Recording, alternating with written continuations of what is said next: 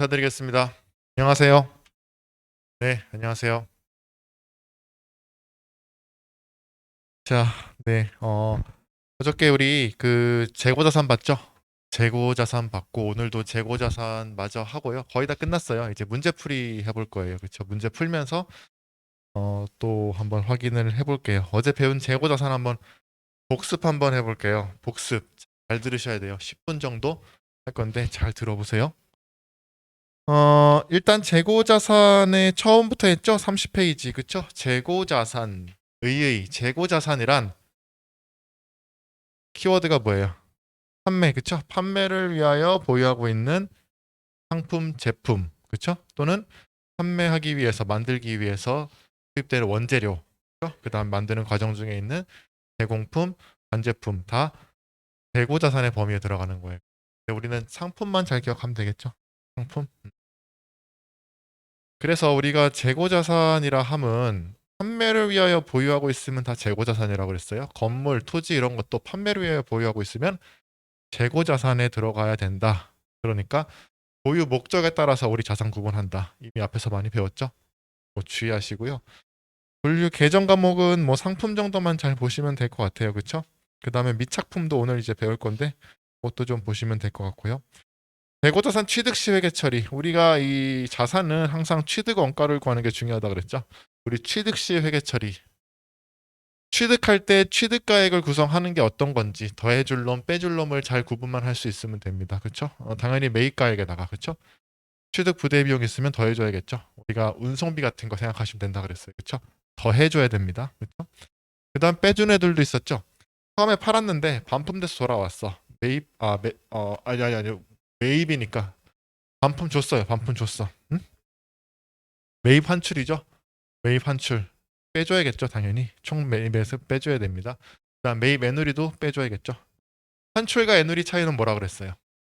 환출과 애누리 차이가 아니라 환출과 애누리는 어떤 거라 그랬어요? 파손, 불량, 결함을 이유로 돌려보내거나 값을 깎는 것을 우리가 매입 환출 또는 매입 애누리라 그랬죠. 구분할 수 있어야 되고요. 그 다음에 매입 할인도 있었죠.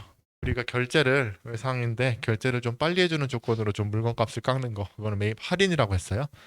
그러니까 결론적으로 우리 매입가액은 취득가액은 매입가액에다가 매입 부대 비용 있으면 더하고 매입 환출 및 애누리와 매입 할인 있으면 빼주면 우리가 취득 원가가 된다라고 그랬어요.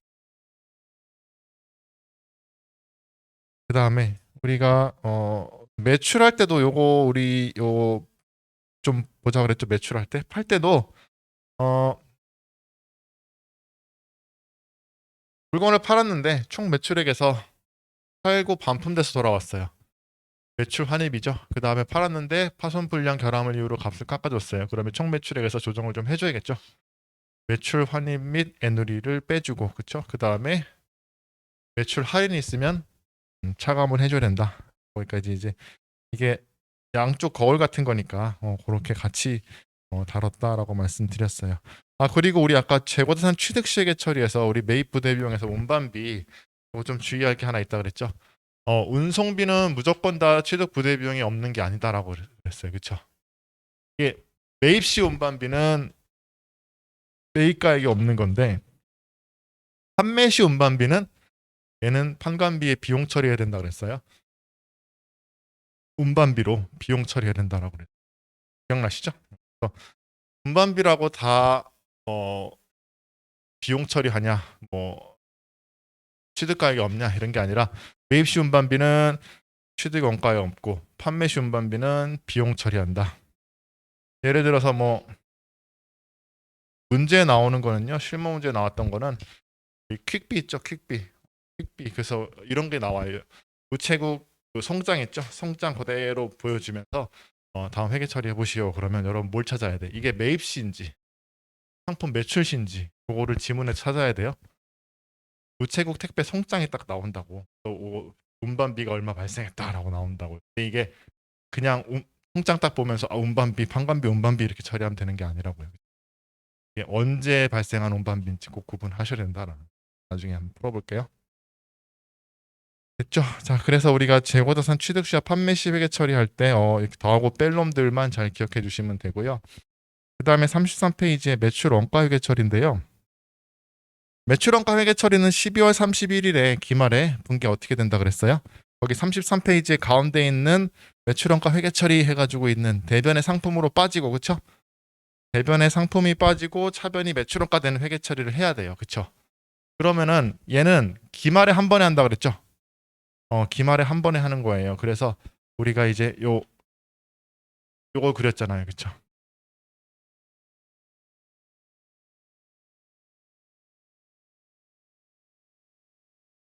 기초? 기초재고죠? 기초재고?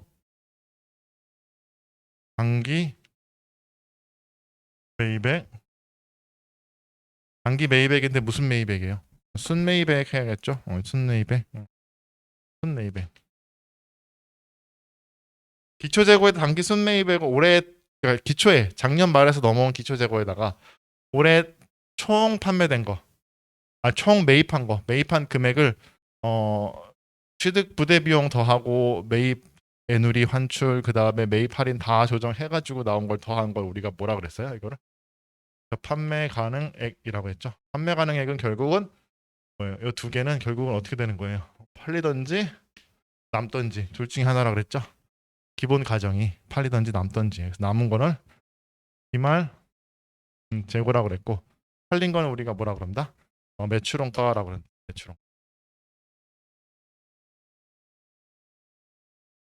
매출원가로 한다고 그랬어요.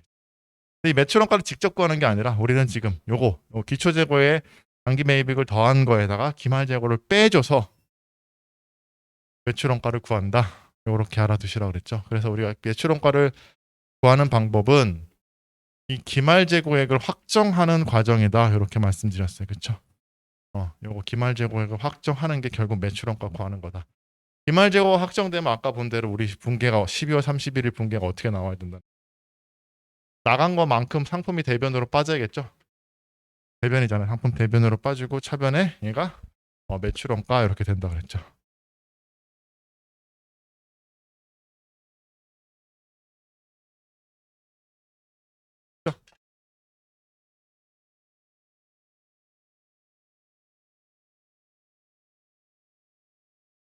이 매출원가도 보시면요.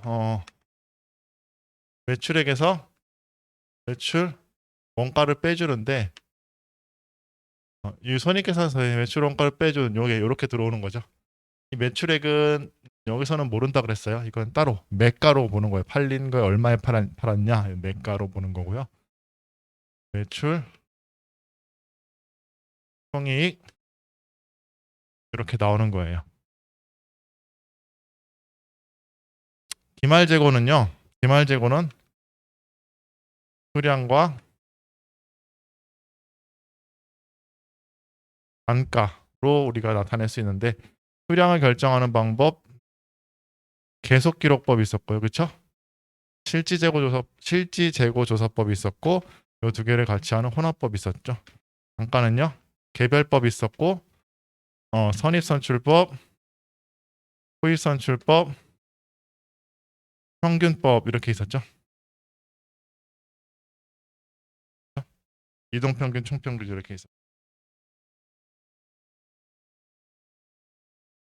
계속기록법, 수량을 결정하는 방법. 이 수량을 결정하는 방법은 계속기록법은 우리가 장부에 의해서 파악하는 방법이라고 그랬죠. 장부에 의해서 들어온 재고와 나간 재고, 즉 수량, 개수만 놓고 보면 기초에 몇 개가 있었고 들어온 게 몇 개 있고 나간 게 몇 개 있으면 기말에 몇 개 있을 거다. 장부상으로 파악한 수량이라고 그랬죠. 그거를 뭘랑 꼭 비교해 봐야 된다고 그랬어요. 실사를 통해서 확인한 개수와 비교를 꼭 해봐야 된다 그랬죠. 그럼 이게 맞으면 다행이고 차이가 있을 수도 있다 그랬죠. 그 차이를 우리가 뭐라 그랬어요? 반모 수량이라 그랬죠. 반모 수량. 이거는 뭐야? 수량 차이인 거죠. 이 수량 차이. 수량 차이는 개념적으로 정상과 비정상이 있다 그랬죠. 어떻게 다 했으니까 정상은 어디로 가고 매출원가. 비정상은 영업 외 비용으로 간다 그랬어요. 그렇죠?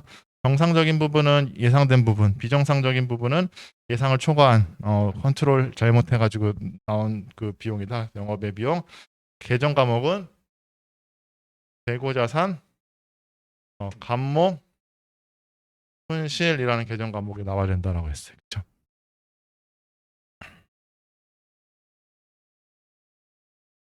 어제 이것까지 한 것 같은데 만약에 기말 재고가 이렇게 있어. 이게 장부상 있어야 되는 금액이 수량이 이만큼인데 실제 수량이 이렇게 하게 됐어요. 그러면은 결과적으로 최종적으로는 어디로 확정이 돼요? 장부에 확정이 돼야 돼요. 실제로 확정이 돼야 돼요.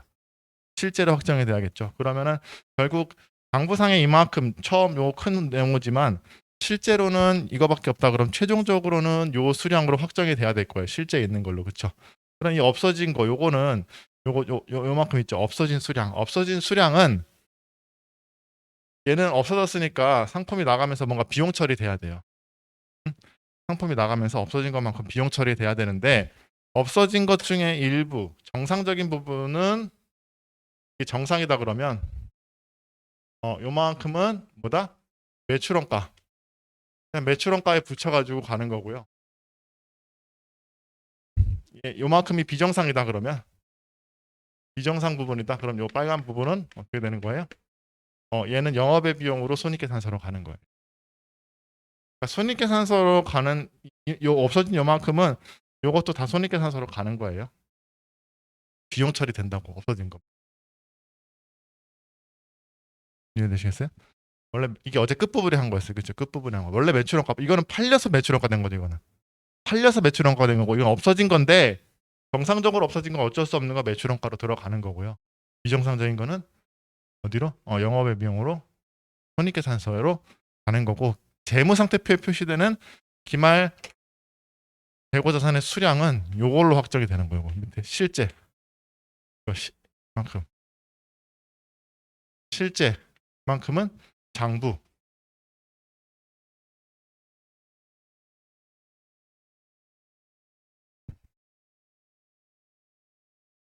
됐죠?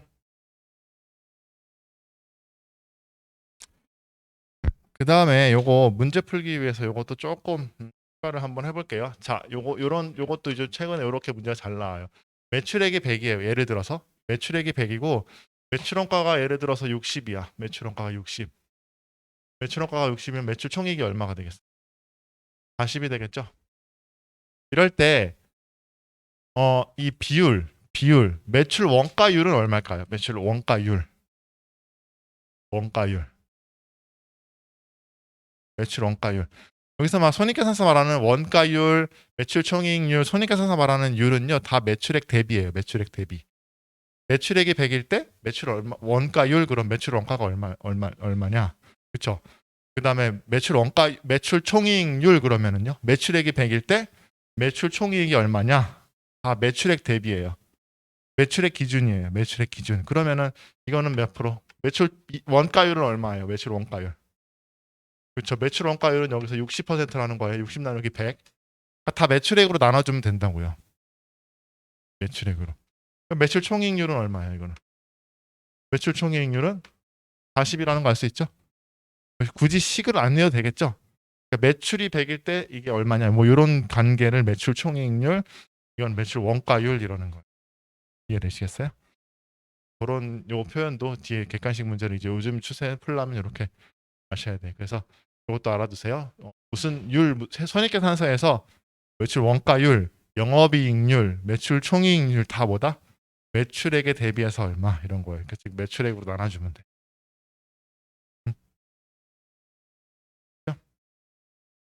자, 그 다음에 단가. 요 단가. 우리 단가에 대해서 우리 좀 많이 얘기 나눴죠. 단가 구하는 방법. 일단 우리가 주의할 거는 이 단가는 가정을 해야 된다 그랬어요. 그렇죠? 예, 이건 가정이지 실제로 그렇게 되냐 안 되냐는 좀 별개 문제라고 그랬어요.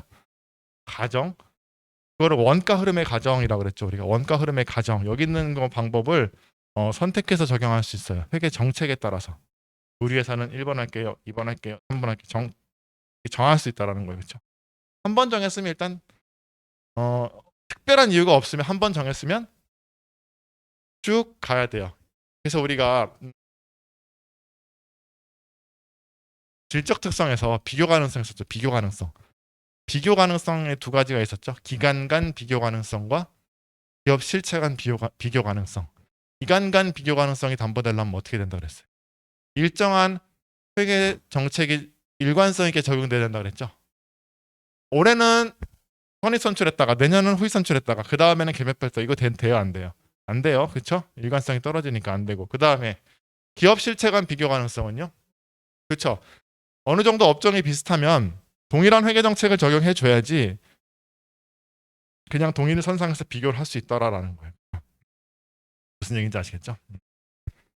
그건 나중에 기사로 좀 볼게요. 어쨌든 비교 가능성 그리고 이건 회계 정책이다. 회계 정책이다. 그래서 이걸 원가 흐름의 가정이고 회사가 자기 회사에 맞는 상황을 적용하면 된다라는 거고요.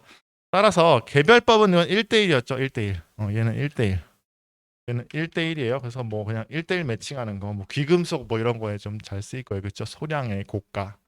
나머지 요거는 뭐 그냥 그거만 알아두시면 되고요. 나머지인데요. 선입선출, 후입선출, 평균법. 선입선출은 뭐예요? 먼저 들어온 놈이 먼저 나간다고 가정하는 거고 후입선출은 나중엔 들어온 놈이 먼저 나갔다고 가정하는 거예요. 그렇죠? 평균법은요. 평균적으로 그 평균적인 단가를 적용해서 나갔다고 가정하는 거예요. 총평균법과 이동평균법 있었죠? 총평균법은 뭐예요? 수량을 다 정해놓고 기말에 모든 수량에다가 일정한 금액 한 평균 요 차변에서 평균 낸 거 있죠? 여기서 평균 낸 단가를 그냥 모든 수량에 그냥 일률적으로 원칙원가 기말재고 적용시켜 버리는 거예요. 이동평균은 뭐예요? 이동평균은 평균을 내는데 팔릴 때마다 평균을 내주는 거예요. 팔릴 때마다. 자, 그래서 요거 비교하는 거, 요거 크기 비교하는 것도 좀 잘, 요거 특히 요거 두 개랑 요거 세 개 비교하는 것도 해주셔야 돼요. 선입선출법과 후입선출법. 자, 해볼까요? 선입선출법 어떤 거예요? 10, 20, 30이 있으면 선입선출법 두 개 팔리고 하나 남았으면 뭐부터 팔린 거예요? 그렇죠. 10, 20이 팔리고 30이 남은 거죠. 이게 선입선출법이에요. 후입선출법은요. 10, 20, 30이 있으면 이렇게 팔리는 거잖아요. 그렇죠? 30, 20, 10 해서 10이 남는 거예요. 그렇죠? 물가가 오르고 있을 때, 물가가 상승할 때는요.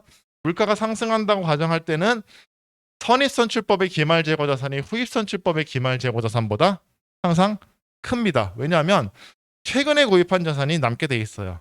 선입선출법은. 반면에 매출원가는요. 후입선출법이 선입선출법보다 커요. 왜 그러냐면 후입선출법은 나중에 들어온 게 먼저 팔린다고 가정했기 때문에 나중에 들어온 놈이 더 비쌀 거란 말이에요. 그렇죠? 그래서 이 반대 관계에 있다. 반대 관계에 있다. 그 다음에 기말재고 자산의 관점에서 봤을 때는 선입선출법이 최근에 구입한 자산이 남기가 쉽기 때문에 시가를 잘 반영해요. 시가 정보를. 그렇죠? 반면에 후입선출법은 옛날에 재고가 남을 거기 때문에 기말 시가 정보를 기말 재고 자산은 잘 반영을 못하지만 매출원가는 어떻게 최근에 들어온 게 팔렸다고 가정하기 때문에 후입선출법의 경우에 매출원가는 수익비용 대응 면에서는 좀 유리해요. 맞죠? 반면에 선입선출법은 옛날에 구입한 것부터 팔렸으니까 최근에 구입한 게 아니라 옛날에 구입한 것부터 팔렸으니까 이 수익에 대응되는 매출원가 측면에서 좀 불리해요. 무슨 얘기인지 아시겠어요? 그러니까 선입선출법이 기말재고 자산은 좀 유리하게 저기 좀 시가에 가깝게 표시하지만 원가는 좀 불리하고 수익 비용 대응은 불리하고 후입선출법은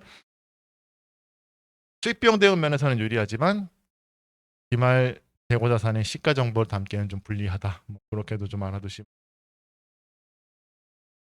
그 다음에 우리가 한 게 뭐예요? 크기 비교였죠. 지금 봤듯이 기말 재고 물가가 오르고 있는 상황에서는 기말 재고 자산이 후입선출법보다 항상 크게 남게 되는데 요거를 다 비교해 보면요, 항상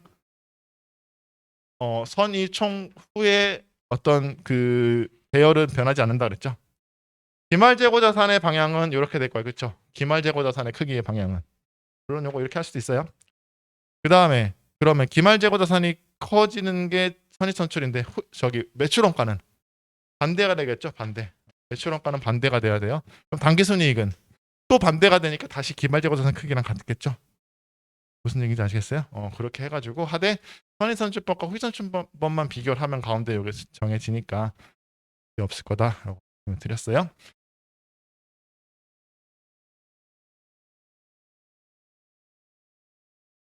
다 됐나? 뭐, 그 정도로 됐고요.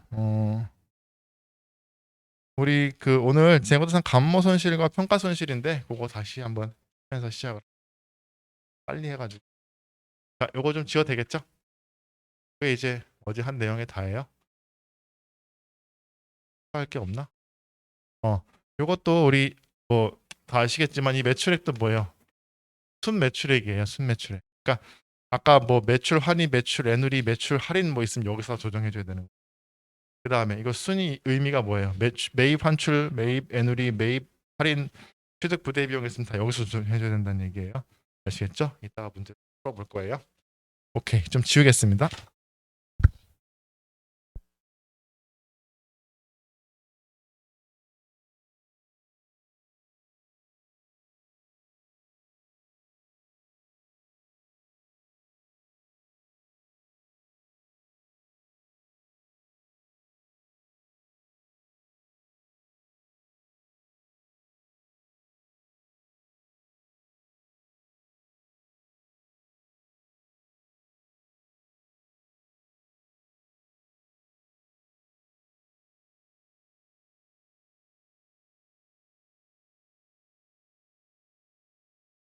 삼십 36페이지 감모 손실과 평가 손실인데요. 거기 36페이지에 1번 재고자산 감모 손실 요게 수량 차이예요. 어제 보셨던 수량 차이. 그 다음에 오른쪽에 37페이지 보시면 재고자산 평가 손실 나와 있는 게 이게 단가 차이를 얘기하는 거거든요. 그러니까 우리가 지금 수량 차이, 수량과 단가를 봤죠. 확정된 거. 근데 수량에 대한 조정, 단가에 대한 조정을 지금 얘기하고 있는 거예요. 수량 차이부터 먼저 보는 거예요. 그렇죠? 수량 차이. 재고 자산 감모 손실. 이거는 수량 차이다. 수량 차이다. 우리가 그 기말에 혼합법을 적용하게 되면 장부상 있어야 되는 숫자와 개수와 실제 있는 개수와의 차이를 감모 수량이라고 그랬죠. 그게 발생하면 결국은 우리가 보고해야 될 때는 최종적으로는 실제 수량에다가 단가를 곱해줘야 된다 그랬잖아요. 그러면 아까 보셨듯이 장부에서 없어진 수량만큼은 없어진 거니까 비용 처리돼야겠죠. 그거를 이제 금액으로 나타내면 식을 굳이 쓰면 어떻게 돼야 된다 그랬어요? 장부상 수량에서 실제 수량을 빼서 장부상 단가를 곱해주면 감모 손실 금액이 된다 그랬어요. 그렇죠? 이 장부상 수량은 계속기록법 실제 수량은 실지 재고 조사법에서 파악된 거고요. 요 감모 손실이 나왔다. 그러면 개념적으로 얘는 정상과 글자가 좀 비정상으로 나뉘고 정상 부분은 예상한 부분이니까 얘는 매출 원가라 간다 그랬어요. 그렇죠? 그러니까 대변의 상품이죠. 이게 왜 상품이겠어요? 없어진 거잖아. 우리가 분실, 파손, 도난도 옛날에 거래라 그랬죠.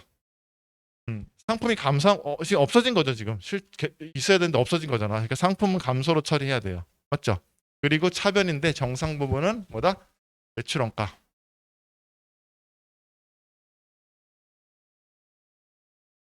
이거 지금 이거 분계 이해되세요?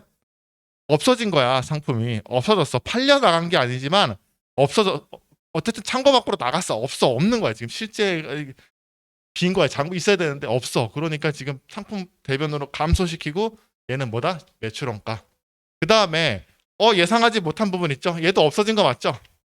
얘도 없어진 거니까 상품이 대변으로 와야 되는 거예요. 대변으로 오고 그 다음에 비정상적인 부분은 매출 원가를 하면 안 돼. 영업의 비용으로 가야 돼. 영업의 비용. 그래서 영업의 비용 중에 재고자산 감모 손실이라는 계정 과목을 만들어서 이렇게 구별을 해주고 싶은 거예요. 외 비용, 외 비용 이렇게 구별해주고 싶은 거예요. 둘 다 상품이 나가는 거예요. 없어진 거예요. 없어지고 얘는 매출원가, 얘는 감모 손실 되는 거예요. 됐죠? 그렇게 알아두시면 돼요. 수량 차이는 이렇게 처리한다. 됐죠? 이게 어제 한 거고요. 이제 재고자산 평가 손실을 해볼게요. 얘는 다 됐어요. 이거 되겠죠?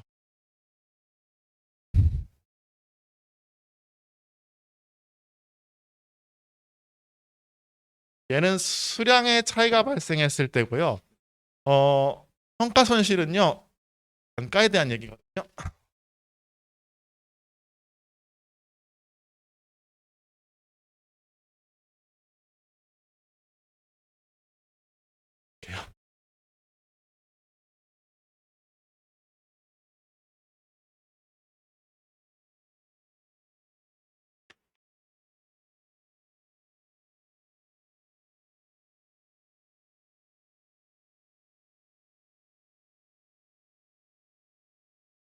얘는 단가에 대한 얘기, 금액에 대한 얘기예요. 어,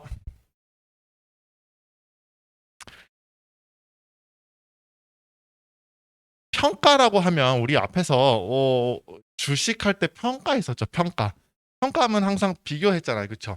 뭐랑 비교했어요? 장부가랑 주식할 때 뭐랑 비교했어요? 시가. 그렇죠? 공정가치랑 비교했죠. 장부가랑 공정가치, 시가랑 비교했잖아요. 기억나세요? 주식이 내가 샀을 때는 뭐 500원이었지만 기말에 시가를 찾아봐서 걔가 올랐으면 주식 올려주고 내렸으면 내려주고 했잖아요. 그렇죠? 평가라는 거는 그런 거예요. 그렇죠? 장부가랑 시가, 공정가의 공정가치 다 같은 말입니다. 시가, 공정가의 공정가치 같은 말이에요.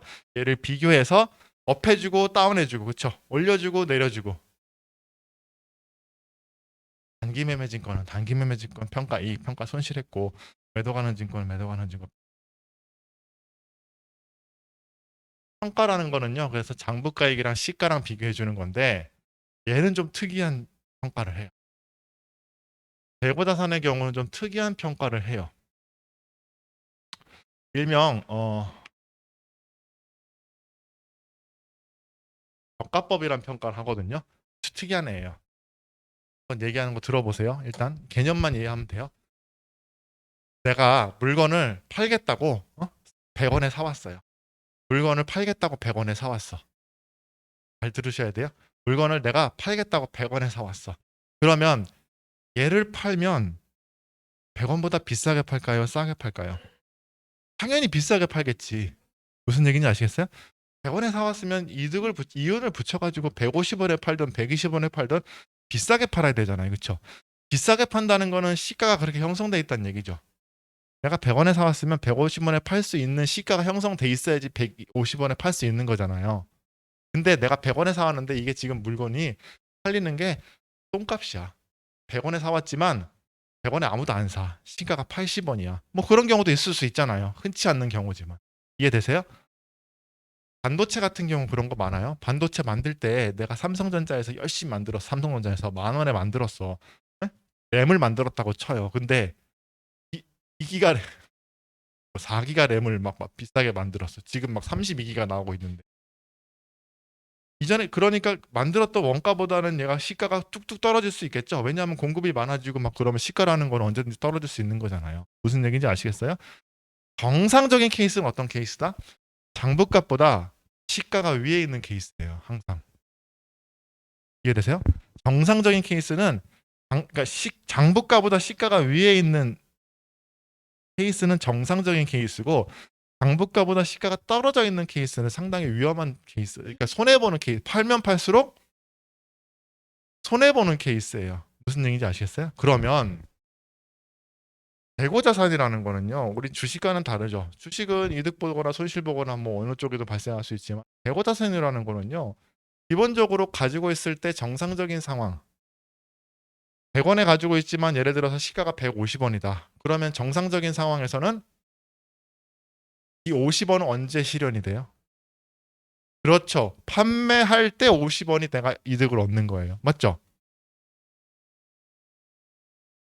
근데 지금 이 평가는 언제 할까요? 12월 31일에 해요. 그러니까 12월 31일 기준으로 장부가보다 시가가 위에 있네. 정상적인 상황이네. 그럼 너는 판매할 때 그때 이득을 먹어. 그래서 아무것도 안 해요. 정상적인 상황에서는. 반면에 장부가보다 시가가 밑에 있죠. 지금 그러면은 100원에 사왔는데 팔려면 80원밖에 못 팔아 내가. 80원밖에 못 팔아. 그러면은 그 하나 팔 때마다 얼마 손해 보는 거예요? 20원 손해 보죠. 걔는 언제 손해 보냐면 원래는 팔릴 때 손해를 보잖아. 팔 때 100원에 사와서 80원에 팔았으니까. 근데 저가법에서 이 평가에서는요. 그 손실은 기말에 미리 땡겨서 잡으라라는 거예요. 그러니까 좌우 대칭이 안 돼요. 자, 그림으로 이제 보여줄게요. 자, 이제 그 얘기를 했으니까 예를 들어 이런 거예요. 장부가가 100원이에요. 내가 지금 사온 가액이 100원이야. 근데 시가가 예를 들어서 150원에 형성돼 있어요. 그러면 이 50원은 언제 먹으라는 거예요? 팔았을 때 먹으면 되니까 정상적인 상황이네 하는 거고요. 근데 만약에 시가가 70원이야. 80원이라고 할까? 80원이야. 그러면 지금 요 20원 있죠? 20원. 요 20원 지금 손해 본 거 있잖아. 이거는 기말에 손실을 미리 잡으란 얘기예요. 미리 잡으라. 그러니까 저가법은 좌우 대칭이 아니야. 정상적인 상황에서는 아무것도 안 해. 시가를 확인해 보고 정상적인 상황이네. 아무것도 안 해. 근데 이렇게 장부가보다 시가가 하락되어 있는 상황에서는 장부가를 80으로 만들고 장부가를 80으로 만들고 떨어뜨린 만큼 평가 손실을 미리 잡으라는 거예요. 그럼 어떻게 되겠어요? 장부가가 80이 되면 나중에 얼마에 팔려요? 80에 팔리겠죠? 아니 장부가를 80으로 떨어뜨려 놓는다니까. 그러면서 손실을 미리 잡는 거예요. 그러면 장부가가 80인 거를 얼마에 팔겠어? 80에 팔겠죠? 그럼 나중에 손익이 발생해요, 안 해요? 그때는 발생 안 하겠지, 팔 때는. 그러니까 어떤 효과가 있는 거야? 미리 손실을 잡는 거, 미리 뜯겨서. 그래서 저가법은요, 보통의 평가랑 달리 좌우가 비대칭이야. 정상적인 상황엔 아무것도 안 해.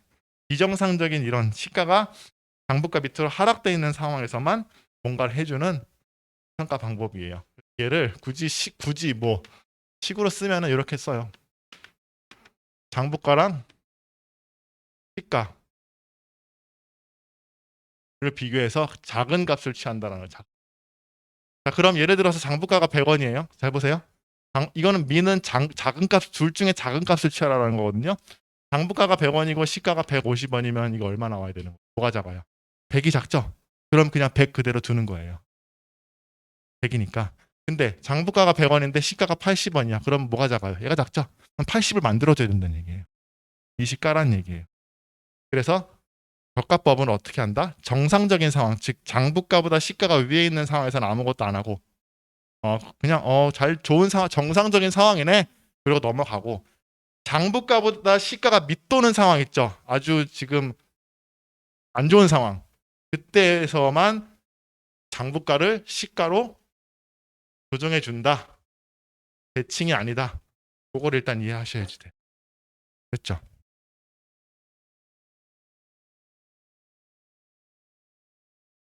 그러면 하나만 좀 더 가봅시다. 요 시가 있죠, 요 시가. 요 시가의 개념을 좀 알아야 되는데 시가 제가 아까 공정가치 시가는 다 같은 개념입니다라고 했죠. 근데 사실은 조금씩 다른데 그냥 여러분 같다고 아셔도 돼요. 아는데 여기서만 조금 차이를 둘게요. 이게 그 여기서 말하는 시가라는 거는 좀 넓은 개념으로 쓰이거든요. 근데 여기서 말하는 시가는 우리는 개념적으로 순실현 여러 가지가 있는데 순실현 가능 가치를 얘기하는 거예요. 정확히는 순실현 가능 가치. 그러니까 이거는 뭐냐면요. 순실현 가능 가치, 순수하게 실현 가능한 금액을 말하는 거예요. 자, 여러분이 물건을 팔면 예를 들어서 물건을 팔아. 하나 팔면 100원을 받을 수 있어요. 하나 팔면 100원을 받을 수 있는데 팔 때마다 10원의 비용이 들어. 판매 비용이 들어. 그러면 순실현 가능 가치는 얼마일까요? 여러분 순수하게 손에 쥐는 금액은 다시 110원에 팔 수 있어 내가. 110원에 내가 물건을 팔 수 있는데 받아올 수 있는데 하나 팔 때마다 10원이 들어. 판매 비용이. 하나 팔 때마다 내가 비용이 10원이 든다고요. 그러면은 순수하게 내가 하나 팔 때마다 손해 쥐는 금액은 얼마예요? 100원인 거죠. 그 개념을 얘기하는 거예요. 하나 팔 때마다 네가 얼마 손해 쥐니? 그러니까 이거는 굳이 이거를 식으로 쓰면 수정 판매 금액에서 뭘 뺀다? 추정 판매 비용 있으면 빼주라는 거예요. 말이 조금씩 다를 수 있는데 개념은 이거예요. 내가 하나 팔 때마다 너 손에 얼마 지니? 그러니까 추정 판매 금액에서 하나 팔 때마다 판매 드는 비용을 빼주는 거. 순수하게 실현 가능한 가치. 이게 이 개념이 시가예요. 내가 반도체를 시장에서 하나 팔았을 때 이것저것 다 제하고 내가 순수하게 얻을 수 있는 거랑 비교하자는 거예요. 장부가랑.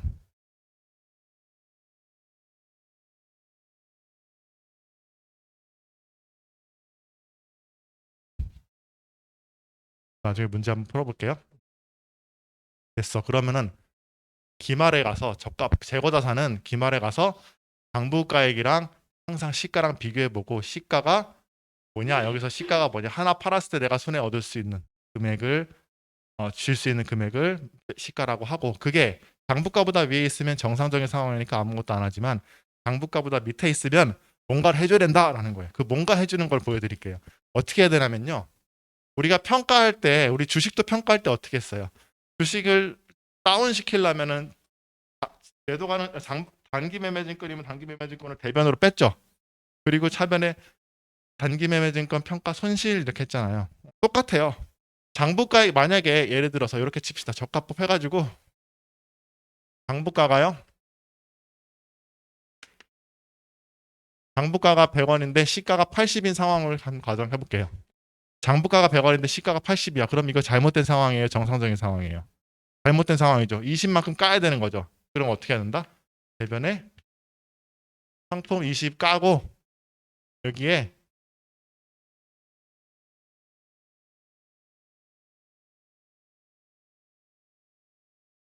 요거 적기 전에 이렇게 적읍시다. 제가 평가 손실 하기 전에 까고, 얘는 원래 뭐가 와야 되냐면요,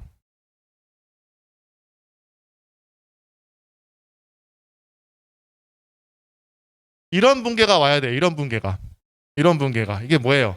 자, 상품 가격이 떨어졌죠. 이거 가격이 떨어져 가지고 상품을 까주고, 얘는 뭐로 됐다는 거예요? 이거 매출 원가 됐다는 얘기죠. 이게 뜻하는 바가 뭐예요? 자 보세요. 아까 우리 수량 차이는 정상과 비정상이 있다 그랬죠. 이거는 정상적인 부분은 영업하는데 어쩔 수 없는 부분이고, 비정상적인 부분은 뭔가 잘못한 부분이에요. 그렇죠? 근데 이 단가 차이는요, 정상과 비정상이 없어요. 정상과 비정상 개념이 없어요. 다 뭐예요? 네가 영업을 잘못한 거야라는 거예요. 이거. 이거는 다 영업 비용인 거예요. 영업비 다 매출 원가라는 거예요. 정상 비정상 구분이 없어요. 아까 수량 차이는 정상 비정상 구분이 있었잖아요. 이 단가 차이는 정상과 비정상의 구분이 없이 모두 다 네가 영업을 잘못해 가지고 이거 다 손해 본 거야라는 거예요. 개념이 이해되시겠어요? 내가 반도체를 뭐 만들었어. 근데 이 4기가짜리를 엄청나게 많이 만들어. 그러면은 시장이 지금 다 막 위로 가고 있는데 내가 너무 많이 만들었어. 그건 내가 판단 잘못한 거지. 영업을 잘못한 거라는 거예요. 적용을 잘못한 거라고. 다 정상으로 가야 돼. 정상이니까 영업 비용이니까 매출 원가가 되는 거예요. 원래 그래서 분계는 이렇게 돼야 돼. 이렇게. 이게 기본 분계인데, 이거는요, 이 상황은요, 지금 완전히 지금 엄청난 뭐랄까, 중요한 정보예요. 정보 이용자한테. 어떤 회사가 있어. 근데 어떤 회사의 재고보다 시가가 지금 한참 낮아. 그러면 그 회사는 완전히 지금 거꾸로 가고 있는 거잖아. 지금 엄청 지금 힘든 상황이잖아요. 그런 정보를 그냥 줘서는 안 돼요. 아주 선명하게 줘야 된다고. 선명하게. 그러려면 그냥 이렇게 상품을 만약에 까면요. 자, 이런 일이 발생해요. 자, 잘 보세요. 처음에 이거 장부가 얼마였어요? 100원이었죠. 근데 상품 T 계정에서 상품이 100원이었는데 그냥 상품 T 계정에서 20을 이렇게 깠어. 그럼 얼마 되는 거예요? 80 되죠? 그러면 재무상태표에 나올 때, 기말 재무상태표에 나올 때 상품 만약에 그냥 이렇게 나오면 80 이렇게 나온다고요. 무슨 얘기인지 아시겠어요? 그냥 100을 20 깠으니까 80 나올 수밖에 없지. 근데 이렇게 하면은 이거를 원래 80인지 100이었는데 이게 시가가 떨어져가지고 80이 됐는지 보는 사람이 알 수 있어요, 없어요? 몰라요. 몰라. 그렇기 때문에 이건 아주 중요한 정보이기 때문에 이렇게 하기 싫은 거예요. 제대로 보여주고 싶은 거야. 100이었는데 시가가 떨어져가지고 80이 됐어요라고 보여주고 싶은 거야. 그럼 어떻게 하면 돼요? 어떻게 하면 될까요? 우리 앞에서 하나 배웠는데. 그렇죠. 우리 저 외상매출금의 대손충당금 배웠죠. 대손충당금도 간접적으로 깠잖아.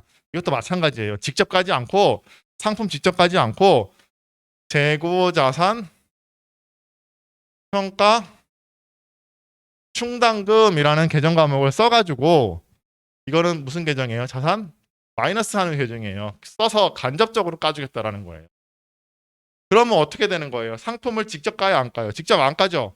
그럼 얘는 상품은 어떻게 표시되겠어요? 얘는 상품은 100이죠, 그냥. 직접 안 깠잖아. 100이잖아요, 그냥 100. 그리고 재고산 평가 충당금이라는 놈이 달리죠. 얘는 대손 충당금하고 움직임이 똑같아요. 대변에서 증가하고 차변에서 감소하고 뭐 그러는 거예요. 그래서 재고자산 평가 충당금 이게 대변에서 생겼지만 표시할 때는 자산 마이너스 상품의 마이너스 계정이에요. 그래서 20 이렇게 까서 어떻게 80 이렇게 보여주는 거예요. 그러면 이거 보는 사람은요. 이거 재무 회계를 공부한 사람은 이거는 지금 아주 지금 뭐 심각한 상황이다라는 걸 인지를 해야 되는 거예요. 지금 내가 하나 팔아도 하나 파는 게 아니라 재고를 다 팔면 20인의 손해 보는 상황이다라는 거예요. 지금 무슨 얘기인지 아시겠어요? 그래서 얘는 분계가 이렇게 되고요. 이쪽도 마찬가지예요. 매출원가인데 이거 그냥 매출원가에 넣어놓으면 매출원가 보면 사람들이 그냥 매출원가가 팔린 게 그만큼인가 보다라고 할 수 있잖아요. 그러니까 이것도 저렇게 순순히 안 하고 순순히 안 하고 매출원가라고 하지 말고 재고자산 평가 손실이라는 계정 과목으로 하되 나중에 매출원가에 더해서 이렇게 표시를 하는 거예요. 매출원가 맞아. 매출원가 맞는데 매출원가에 더해주는 항목으로 이렇게 표시를 할 거예요. 그거는 보여주는 건 여러분 크게 신경 쓰지 않아도 되는데 어쨌든 매출원가로 가는 거지만 뭐다? 계정 과목을 좀 달리해서 좀 보여주겠다라는 거예요. 영업의 비용 아니에요. 이거 매출원가입니다. 매출원가. 됐나요? 그래서 요 분계가 이렇게 됐는데요. 요거는 사실 말로 나와요.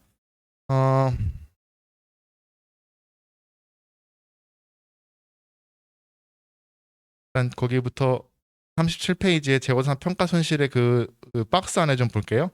하변이 뭐예요? 재고자산 평가 손실 대변에 재고자산 평가 충당금이라고 돼 있죠. 근데 이거의 원래 의미는 뭐다? 대변의 상품가고 차변의 매출 원가 되는 거예요. 그렇죠? 자, 그래서 거기 위에 한번 제가 읽어볼게요. 37페이지. 거기 재고자산 평가 손실 해가지고 밑에 재고자산은 원칙적으로 취득 원가로 평가하게 되어 있다. 이 취득 원가라는 거는 사온 가격, 그렇죠? 사온 가격 그대로 놔두는 게 원래 맞는데 시가가 취득 원가, 이 취득 원가는 장부가액이죠. 사온 가격, 취득 원가가 장부에 적혀 있을 거니까 시가가 취득 원가, 장부가보다 하락한 경우에는 시가를 재고자산의 재무상태표 가액을 해야 된다. 이게 좀 말이 어렵지만 왜 일부러 이렇게 적었냐면 기준에 이렇게 나와 있어요. 이 말을 이해하셔야 돼요. 시가를 재고자산의 재무상태표 가액으로 해야 된다. 이 말이 무슨 얘기인지 아시겠어요? 다시 읽어볼게요. 시가가 취득원가보다 하락한 경우에는 그 시가를 재고자산의 재무상태표 가액으로 해야 된다. 이 말은 무슨 말이냐면 자 지금 보죠. 시가가 장부가 취득원가보다 하락한 경우에는 그 80을 재무상태표 가액으로 해야 된다는 거예요. 이게 왜 제가 말씀드리냐면 지문으로 이렇게 나와요. 지문으로. 문장으로. 그럼 요 문장이 읽고 맞는 말이구나라고 이해를 하시죠. 다시 시가가 취득원가보다 하락한 경우에는 시가를 재고자산의 재무상태표 가액으로 해야 된다. 이처럼 시가가 취득원가보다 하락한 경우에만 재고자산을 평가하는 것을 저가법이라고 한다. 그렇죠? 저가법. 그러니까 시가가 취득원가 장부가보다 높을 때는 아무것도 안 해요. 근데 낮았을 때 떨어졌을 때만 평가하는 걸 저가법이라고 하고 시가가 취득가액 이하로 하락하여 발생한 금액은 재고자산 평가 손실로 하여 매출원가에 가산하도록 규정하고 있다. 또한 대변에는 평가 손실액만큼 재고자산 평가 충당금의 과목으로 재고자산의 취득원가에서 차감하는 형식으로 기재하도록 하고 있다. 이 말도 이해되세요? 재고자산 평가 충당금으로 해서 재고자산 가액에서 차감하는 형식으로 표시하도록 하고 있다. 이 말을 이제 이해하셔야 되니까 이 말을 읽고 이게 맞는지 틀린 말인지 구분하셔야 돼. 지문으로 다시 재고자산 평가 손실은 매출원가에 가산하고 매출원가가 되고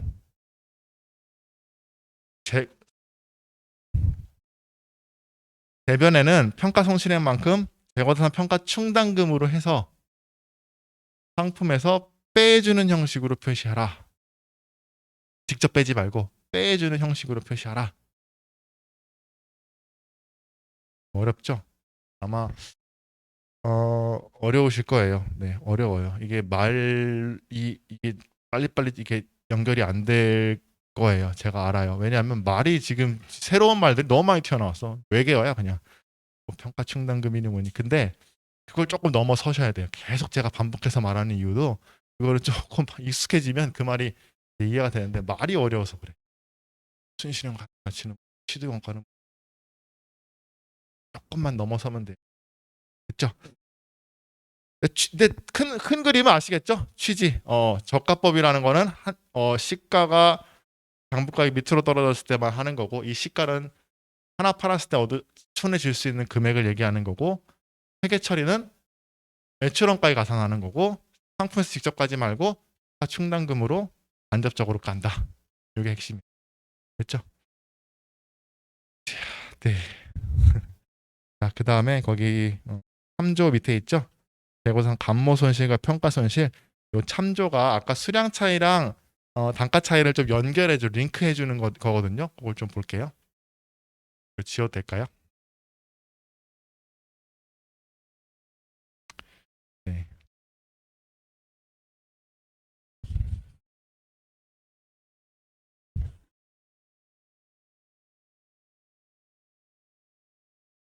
그러니까 저가법의 의미는 아까도 말씀드렸지만 그거예요. 네가 이득이 그러니까 정상적인 상황은 네가 팔았을 때 이익이 나는 거고 정상적인 상황은 비정상적인 상황은 냅다 비용을 인식하자는 거예요. 빨리 후다닥 후다닥 비용을 그러니까 좀 좌우가 안 맞죠? 대칭이 안 돼요. 대칭이 안 되는 특이한 회계 처리라서 많이 다뤄져요. 아니 이득은 조금만 더 얘기합시다. 이거 가지고 했으니까 이익은 최대한 늦게 잡아요. 늦게 가장 확실할 때. 네?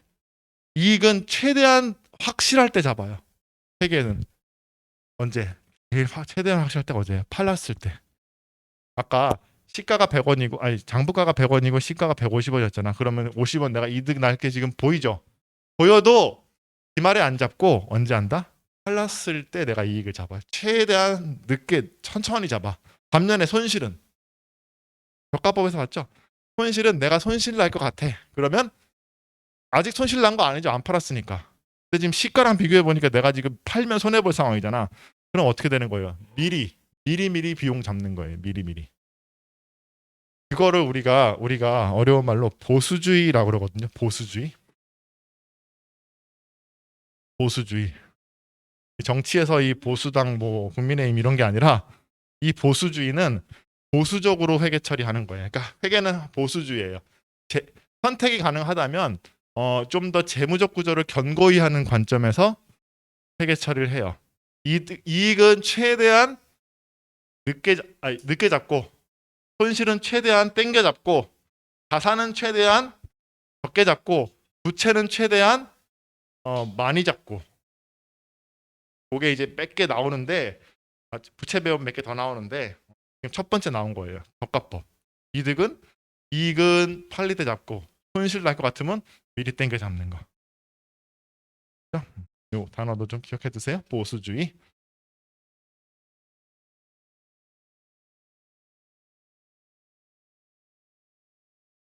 여기 참조까지만 하고 좀 쉴게요. 거기 딱 연결이 돼야 되니까. 3조 거기 37페이지 보세요. 재고상 감모 손실과 평가 손실인데요. 요게 이제 링크예요. 자, 그러면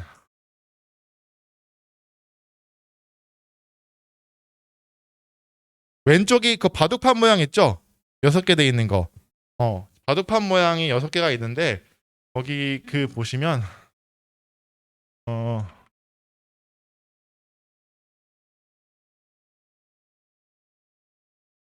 장부상 수량이 몇 개? 100개. 단가는? 장부가액은? 시대가액 장부가액은?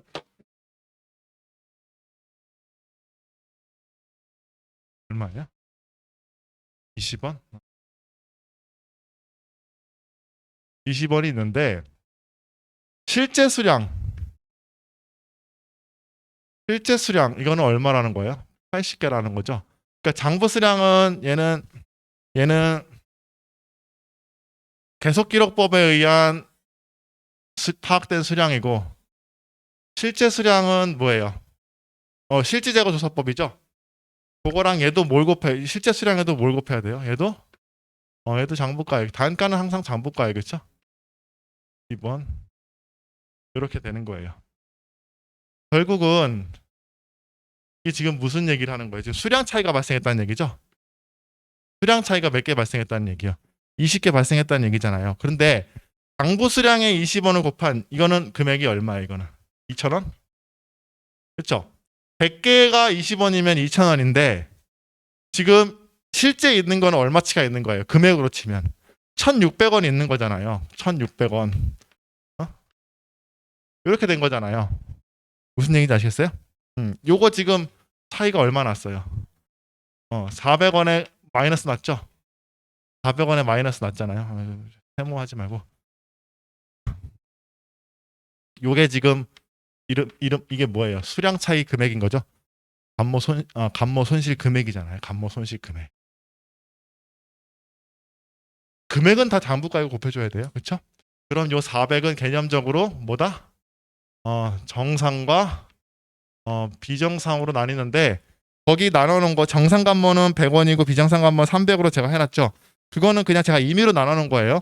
나중에 꼭 가지고 오셔가지고 이게 왜 100원이고 300이 되는지 도저히 모르겠어요 라고 하시는데 이거 그냥 제가 나눠놓은 거예요.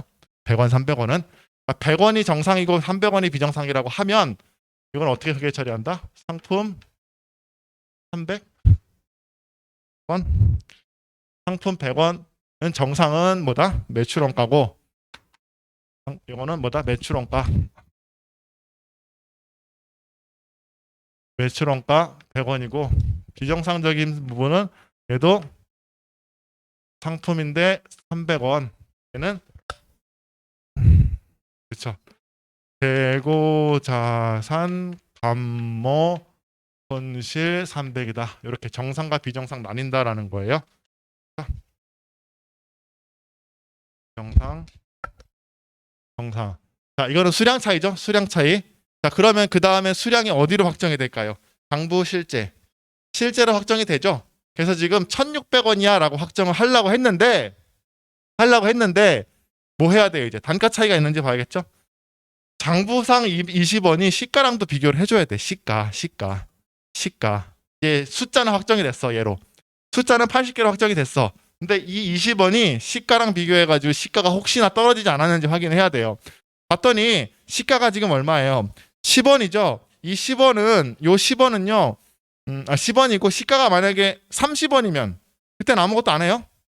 장부가 20원인데 시가가 30원이면 그냥 1,600원 확정되는 건데 문제는 지금 이게 지금 시가가 10원이야. 10원. 흰색으로 좀 없네. 시가가 10원이에요. 시가가. 이제 큰일 잘못된 상황이죠. 안 좋은 상황이잖아. 장부가액은 20원인데 시가가 10원이야. 지금 단가 차이가 발생했죠? 그러면 이거 금액으로 해줘야 되는데 개수는 몇 개예요? 개수는 그냥 80개예요. 그렇죠? 실제 수량 80개. 이게 곱해줘야 돼요. 이거는 숫자는 확정됐잖아. 그렇죠? 단가만 조정해 주는 거예요. 그러면 실제 수량 80개에다가 시가 떨어진 거 10원에 해서 금액이 이건 800원 되는 거죠. 그러면 1,600원인 줄 알았는데 시가가 지금 반토막 나가지고 지금 800원이 지금 뭐예요? 하락된 상황이죠. 이거는 단가 차이잖아. 단가 차이. 얘는 단가 차이. 단가 차이는 얘는 정상 비정상이 없죠. 그러니까 바로 분계는 상품 800원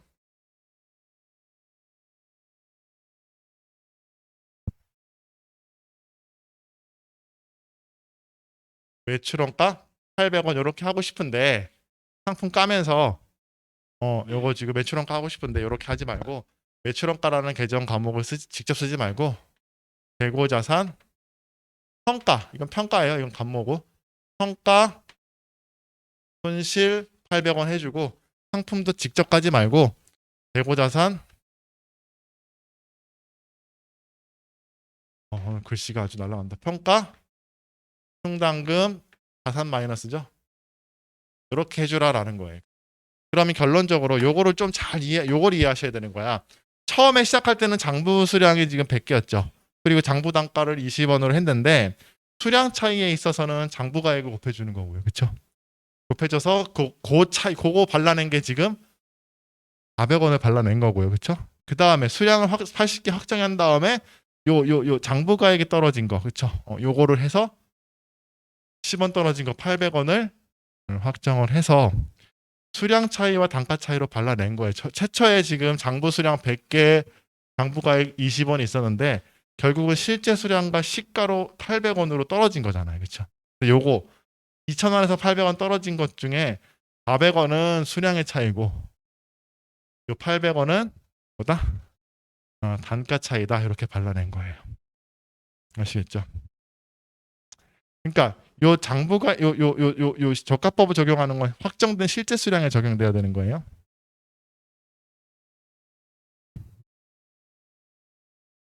아까 우리 그 저기 뭐냐 그 요게 수량이라고 치면 이쪽에 만약에 그 굳이 도식화를 하면 수량과 단가 요 높이가 수량이고 단가예요. 그러면 수량이 처음에 장부상을 몇 개였어요? 100개였죠. 단가는 20원이었죠. 20원. 100개 20원. 100개 20원이에요. 전체 면적이 100개 20원이죠. 근데 수량이 지금 80개라는 거죠. 그러면 수량이 여기 80개. 이렇게 된 거잖아요. 그렇죠? 단가는 20원이고. 무슨 얘기인지 아시겠어요? 요게 400원, 요게 1,600원이죠. 이게 400원, 이게 1,600원이잖아. 이게 지금 뭐 하는지 아시겠어요? 높이가 수량이고 이게 단가면 20원 곱하기 100 하면 전체 2,000원인데 400원은 요 수량 차이, 요 20원이죠. 수량 차이. 그렇죠? 수량 차이고 80원 요거는 실제예요. 그럼 1,600원이 실제 수량의 단가를 곱한 거죠. 여기가 감모 손실인데 요것도 어떻게 된 거예요? 단가가 한 통만 난 거잖아. 그렇죠? 그래서 얘만 살아남은 거죠, 지금 기말에. 이건 어떻게 되는 거예요? 실제 수량 곱하기 시가. 그렇죠? 그러면은 결국은 어디로 간 거예요? 요 노란색은 뭐가 되는 거예요? 단가 차, 수량 차이인 거고 수량 차이. 요 빨간색은 이거는 단가 차이, 노란색은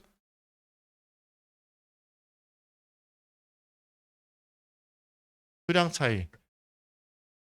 요거 이해되시겠어요? 전체는 2,000원인데 최종적으로는 수량 차이 빠지고 단가 차이 빠져가지고 파란색이 기말 재고에 남는 거예요. 요거까지 이해되시면 너무 좋을 것 같은데 안 되더라도 요거는 최소한